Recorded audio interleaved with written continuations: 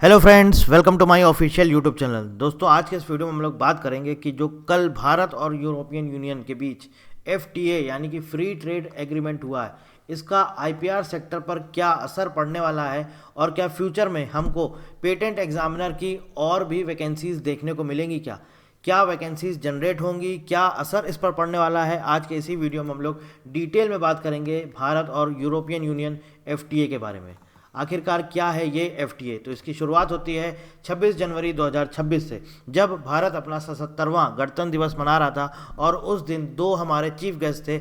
Number one, एक हमारे chief guest थे यूरोपियन काउंसिल के प्रेसिडेंट, जो ये आपके सामने हैं, जिनका नाम है एंटोनियो कोस्टा, जो कि पुर्तगाल यानी कि पुर्तगाल के प्राइम मिनिस्टर रह चुके हैं। और दूसरी तरफ आप देख रहे हैं, ये हैं यूरोपियन कमीशन की प्रेसिडेंट, जिनका नाम है उर्सुला वॉन डेर लीन। ये जर्मनी की डिफेंस मिनिस्टर भी रह चुकी हैं। ये आपका यूरोपियन कमीशन की प्रेसिडेंट है। तो आगे बात करने से पहले हम जानते हैं आखिरकार यूरोपियन यूनियन क्या है। तो European union total 27 European countries का एक समूह है, एक पूरा का पूरा ग्रुप है, जिसको मिला करके बना है यूरोपियन यूनियन। इसमें टोटल 27 यूरोपियन कंट्रीज़ हैं। 1957 में इसकी शुरुआत हुई थी, रोम ट्रीटी पर साइन किए थे कुछ यूरोपियन कंट्रीज़ में, तब बना था यूरोपियन इकोनॉमिक कम्युनिटी, और जो कि बाद में इसका नाम बदल के हो गया यूरोपियन यूनियन यानी कि ईयू।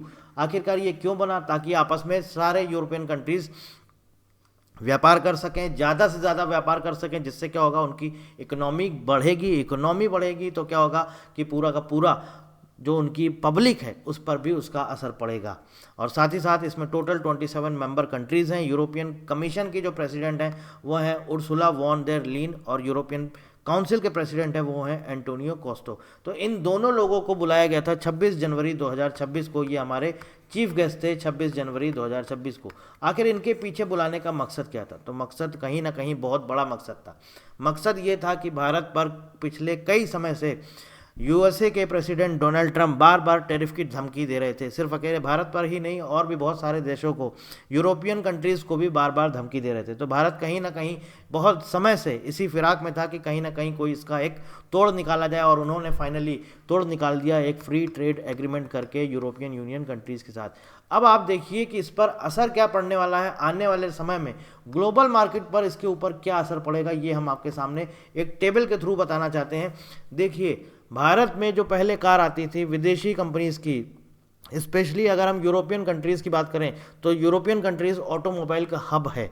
BMW जर्मनी का ब्रांड है, आपका मर्सिडीज़, या जितनी भी मोस्टली कंट्रीज़ हैं ऑटोमोबाइल कंपनीज़ जो भी हैं, जो कार वगैरह बनाती हैं यूरोपियन यूनियन में, वो ज़्यादातर यूरोपियन कंट्रीज़ की हैं। पहले इनमें इंपोर्ट ड्यूटी लगती थी 110%, और अब ये कम करके कर दी जाएगी 10%। ये डील हुई है किसमें? जो हमारा कल यानी कि एफटीए हुआ है 27 जनवरी 2026 को। अभी कहीं भारत सरकार ने इसका नोटिफिकेशन जारी नहीं किया है, बट हाँ, पॉलिटिकली ये अनाउंस कर दिया गया है। और ऐसा बोला जा रहा है कि 2027 से ये चालू हो जाएगा, लागू हो जाएगा। ठीक है। अब इसमें देखिए कितना असर पड़ने वाला है ग्लोबल मार्केट में। अब जब कार सस्ती हो जाएंगी, आपका टैरिफ देखिए 110% था पहले, अब वो 10% हो जाएगा।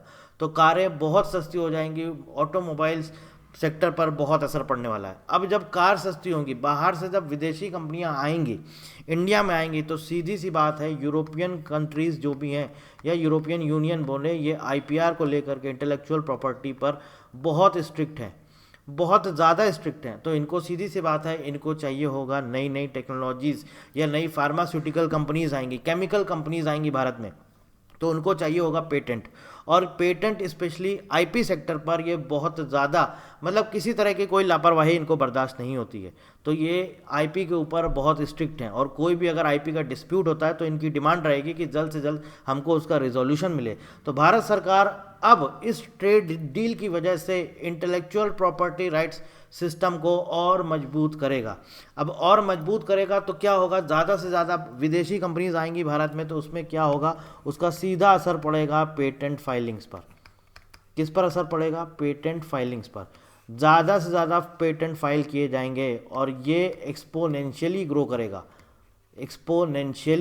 करेगा, मतलब कि बहुत तेज़ी से अब ये सेक्टर बढ़ने वाला है। बहुत ज़्यादा से ज़्यादा लोग अब पेटेंट फाइल करेंगे, स्पेशली ज़्यादा से ज़्यादा जो आपकी विदेशी या फॉरेन कंपनीज़ हैं, अब ये ज़्यादा से ज़्यादा क्या करेंगी, आपकी पेटेंट फाइल करेंगे। अब सीधा सवाल आता है कि जब पेटेंट ज़्यादा से ज़्यादा फाइल होंगे तो इनको एग्ज़ामिन करने के लिए हमें क्या चाहिए, इनको एग्ज़ामिन करने के लिए हमें एग्ज़ामिनर्स चाहिए। और जैसा कि आप देख रहे हैं रेगुलर पेटेंट की फाइलिंग्स बढ़ती ही जा रही हैं, तो जब ज़्यादा से ज़्यादा पेटेंट फाइलिंग्स बढ़ेंगी तो ज़्यादा से ज़्यादा एग्ज़ामिनर्स भी चाहिए होंगे। तो अब सीधी सी बात है कि क्या आने वाले समय में हमें इसमें और ज़्यादा से ज़्यादा वैकेंसीज देखने को मिल सकती हैं? तो इसका सीधा और क्लियर आंसर है यस।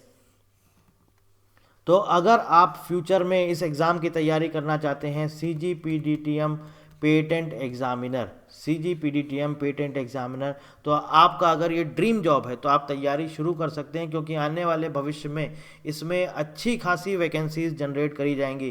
क्योंकि ये डील छोटी मोटी डील नहीं है, सीधे सीधे 200 करोड़ लोगों पर इस डील का असर पड़ने वाला है और ग्लोबल मार्केट में भी इसका बहुत बड़ा असर पड़ने वाला है। और ग्लोबल मार्केट के साथ साथ जो भी विदेशी कंपनी भारत में आएंगी तो सबसे पहला और उनका सवाल भारत सरकार से यही होगा कि हमें चाहिए कानूनी सुरक्षा।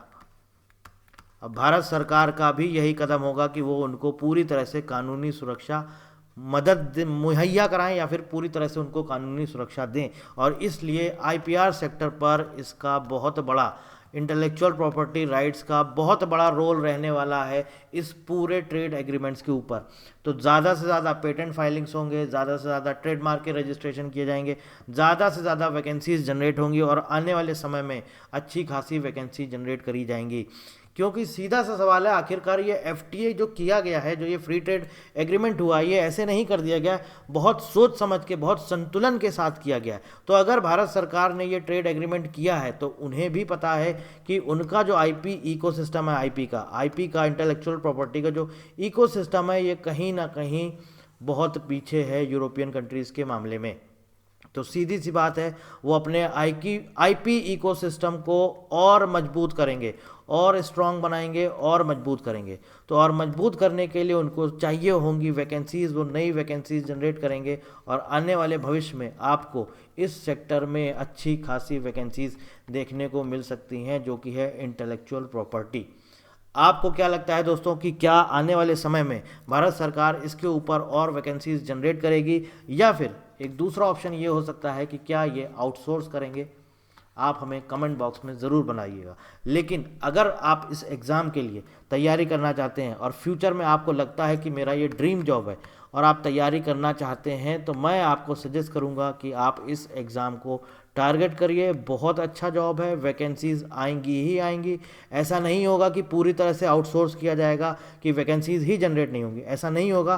पेटेंट एग्जामिनर की वैकेंसीज़ आपको आने वाले समय में, या हो सकता है कि बहुत जल्दी भी आपको ये देखने को मिले, क्योंकि ये एक डील बहुत इंपॉर्टेंट डील है और पूरी तरह से इंटेलेक्चुअल प्रॉपर्टी पर अगर काम करना है भारत सरकार को, तो उन्हें भी पता है कि उनको ट्रिप्स एग्रीमेंट के सारे कंप्लायंस को फॉलो करना पड़ेगा। इसलिए वो इस पर कोई कोताही नहीं बरतेंगे, क्योंकि बहुत बड़ी डील है ये, और इसलिए वो अपने IP इकोसिस्टम को बहुत मजबूत करेंगे और उसी सिलसिले में आने वाले समय में आपको इसमें वैकेंसीज देखने को मिल सकती हैं। बाकी कुछ जानकारी चाहते हैं तो वीडियो के नीचे आप हमसे कमेंट करके पूछ सकते हैं। So thank you very much and thank you for watching.